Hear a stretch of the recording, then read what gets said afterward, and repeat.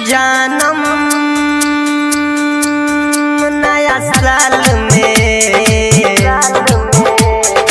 जानम नया साल में अखिया से लोर हमारा बहल बा।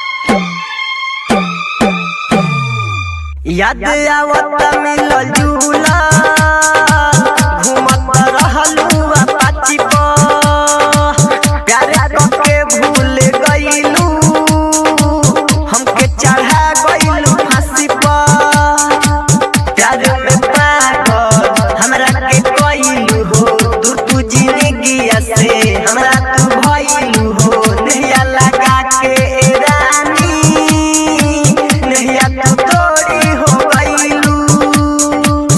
सोची देह तो हमार गलल बा। तहारा भीले रुमाल दिहल बा, तहारा भीले रुमाल दिहल बा, तहारा भीले रुमाल दिहल बा, कि तहारा भीले रुमाल दिहल बा, कि तहारा भीले रुमाल दिहल बा, ओ तहारा भीले रुमाल दिहल बा।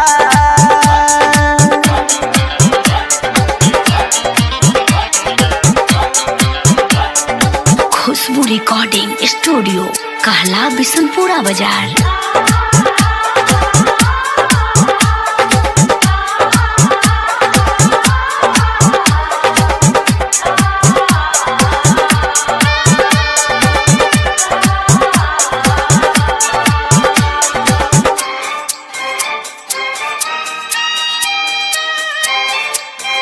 मिक्स बाय इमाम बाबू। I love you happy new year, केकरा से बोलब ये डियर। टेंशन में चिंता फिकिर से दहिया भइल हमर पियर। राइटर मने जाके कैसे तू भूलबू हो, डीजे प्रिंस जी के भैया में झूलबू हो। भाई इमाम जी के दिल पर दुख के पहाड़ बाटे टूटल, प्यार नहीं हारी और उनके कहल बा। कि तहारा भीले रुमाल दिहल बा, ओ तहारा भीले रुमाल दिहल बा, तहारा भीले रुमाल दिहल बा, कि तहारा भीले रुमाल दिहल बा,